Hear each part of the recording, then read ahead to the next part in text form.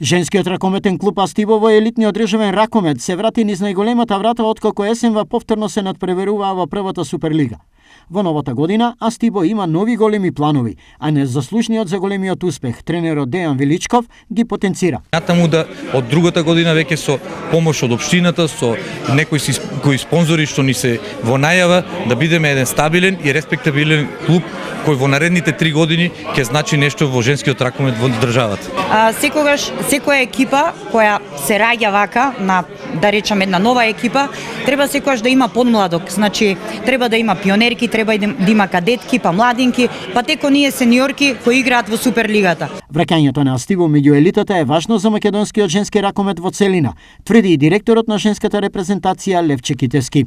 Ова е најдобра придобивка за македонскиот женски ракомет, бидејќи е добро да се формираат и да се враќаат старите клубови, старите центри и секој нов женски ракометен клуб е тоа добива женската репрезентација. На синоќешната средба присуствува и меѓународните судии Славе Николов и Ѓорги Начевски. Како што ќе се отварат нови центри во Републиката, така и се возможува поголем број на ракометарки да учествуваат во ракометното првенство, а со тоа и се надеваме дека ќе излезат и нови таленти и дека ќе дадат придонес во развојот на ракометот во Македонија. Прволигашката промоција на Астиво беше повод за присуство на многу спортски работници и политичари кои дојдоа да дадат подршка на клубот, а меѓу нив и штипскиот градоначелник Иван Јорданов. Локалната самоуправа, освен подршката која што може да ја даде на спортските клубови, мора да иницира и да биде практично посредник на бизнис секторот и спортските клубови.